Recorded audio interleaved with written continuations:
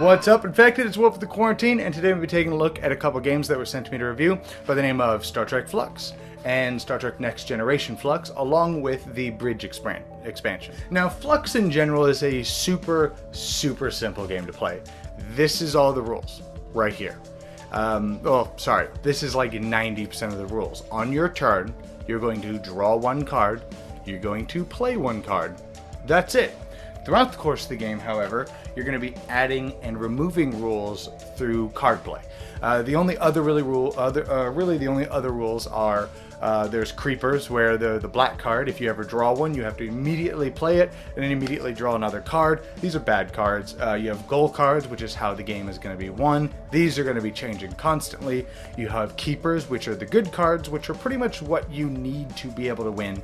You have actions, which you just play and do what the card says. Then you have, I think I'm missing one, you have surprise cards. And then you have rule cards. Surprise cards are like interrupts. You can usually butt in on somebody's turn. I'm going to play this and I win. Ha! No, you don't. Those are surprise cards. But then lastly, you have rule cards. Those are the yellow ones. You're going to play those. Those are going to be the ones that changes how the game plays. Maybe on your turn you draw 4 cards and play 2. Maybe you draw 6 cards and play all. Maybe you draw 2 and play all. Maybe you have a special rule where optionally on your turn you can just draw and play a card for free. And that's basically the game. It's super simple.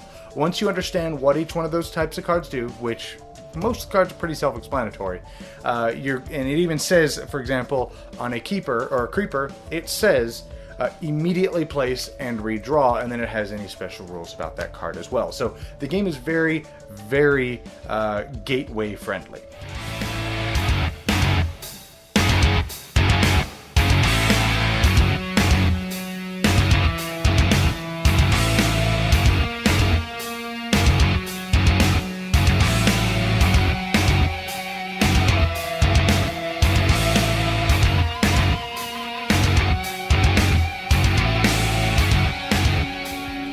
So when Looney Labs contacted me, which is the developer or publisher for Flux, I was given the opportunity to review the Star Trek edition of Flux, which I was super stoked for. I thoroughly enjoy Flux. My favorite Flux is Cthulhu Flux, because it's just wonky, it's silly, but not to the point of being annoying. There's ungoals, there's the hidden traitor, the cultist, where you can, everybody loses but that guy because they were the cultist. And that's so far my favorite copy of Flux. But I was super stoked to get the Star Trek Flux, because Star Trek is probably my favorite sci-fi IP, just hands down. I adore Star Trek, namely Next Generation. Not a huge fan of the original series because Kirk is a man-child. But, so I was super stoked to get these. So when I got them, we played the heck out of these. And I have to say, right out of the gates, if you like Flux and you like sci-fi, you like Star Trek, pick these up. There's no reason not to. Now, there are a couple problems with it. Namely, the Next Generation one. From what we've played of it, there's nothing that feels Star Trek-y about it. It feels like a basic game of Flux, but with just Star Trek themed cards. Why I say that is, as I mentioned earlier, Cthulhu Flux is my favorite Flux. I adore Cthulhu Flux. And with Cthulhu Flux, there's a lot of things going on that fits the theme. You have doom counters on the board, so as these keepers or creepers are being placed down, they have doom counters on it, but then as you're putting down your investigators, they are canceling doom counters. And then there's ungoals that if the doom counter is over so much, everybody just loses. And so everything kind of ties together and fits really well, and I like that a lot. And then there's also a lot of creepers in the Cthulhu Flux as well. Zombie Flux, which is probably my second favorite Flux. You are putting these, with the Zombie Flux, you're putting these zombies down, and depending on how the game is being played, these zombies are slowly moving around the board because they're shambling zombies, and they're going to whatever's causing them to move. So that feels very zombie-esque. I have the Sci-Fi Flux, I think is what it's called, or Star Flux. I have Star Flux. That one's probably my least favorite out of the ones that I have because it also kind of feels like this, but it's still, there's a couple things with it that do still feel a little sci-fi. Now this one just feels like basic game of Flux with everything skinned as Star Trek, and that was kind of a bummer. But with that said, me being a big fan of the show, it's awesome being able to see the artwork of, where is it? You have Troy and Riker, and then the way their artwork looks, it's very, I don't really know how to say. I really like the artwork, even though it's not the best artwork. It fits the Flux feel of the artwork, but I love being able. I recognize all of these characters. It's super funny when you draw Q and you're like, oh no, mon capitaine, and you throw it down, and I love that. So even though I'm super bummed and super let down that, namely the Next Generation Flux, I'll get to the other one in a second, just feels like the theme is pasted on there. But if you like Flux already, you like Star Trek, there's really no reason to go out and get it. Just know that there's nothing in it, like, again, Cthulhu Flux, that makes it feel Lovecraftian. There's nothing in this that makes it feel Trekky. Now, we go to the original series. Now, as I mentioned, Kirk is a man-child, and I don't like the original series all that much. Like, I like it. I actually love the crew. The crew of the original series with Picard would be phenomenal. But I just really don't like Kirk, and the visuals on it just did not age very well. But whatever. Now this one, I actually enjoy a little bit more, because this one has like tribbles. This one has an Ungol, which I love Ungols. Ungols are, everybody gets real tense because you're like, oh no, if we screw up, we're all gonna lose.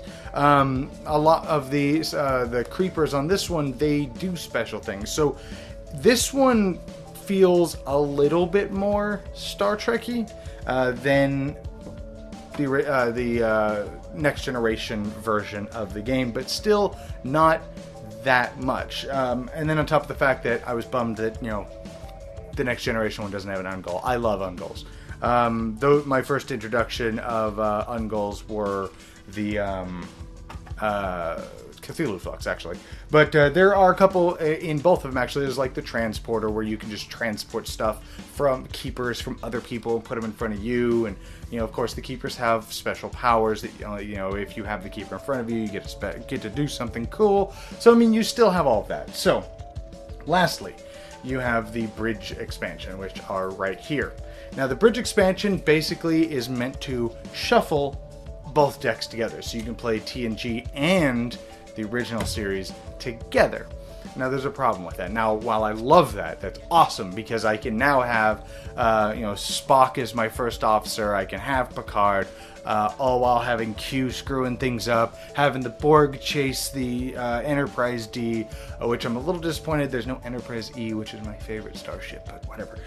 You're forgiven. But the fact that I can have that, I can have Montgomery Scott, I can have Bones as my on my ship, and that's really, really cool.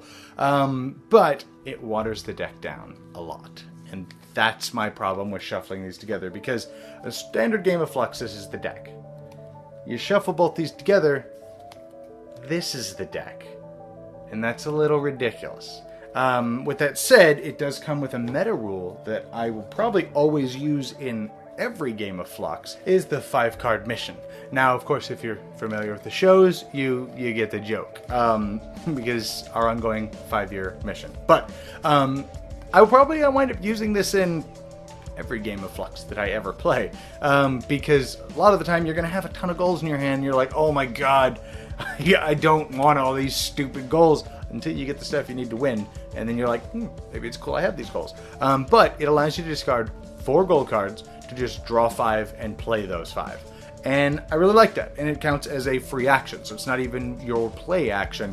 You just go, here's 4 missions, discard them, draw 5 cards, play them, just add chaos to the game, which is always welcome. But the rest of these are like Engineer's Finest, Scotty and LaForge, Science Officers, Spock and Data, Generations, Kirk and Picard, Phasers, the old and new Phasers, and the new Doctors, the 2 bridges.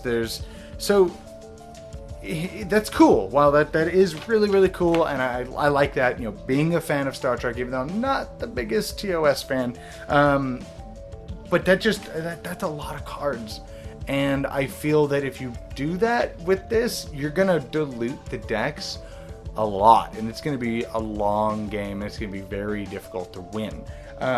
That was our experience anyways with. So this is starting to turn more into a rant. It is definitely a really good game. I thoroughly enjoy both Star Trek and Star Trek The Next Generation. Flux, if you like Flux, definitely, and you like Star Trek, definitely pick them up. They are fantastic. They're not as good as Cthulhu Flux, but they are still fantastic. They're Flux, which is the easiest game to teach with Star Trek theme. I mean, there's not really much else to say. The bridge expansion, if you're okay with having really long games that it's going to be very difficult to win because of the nature of Flux, then sure, go ahead and pick it up. I don't think I will ever use it, purely because I don't like shuffling both of those together. It makes the deck too unwieldy. It's too watered down at that point. Anyways, hope you guys enjoyed this video, and I will see you guys next time in the quarantine.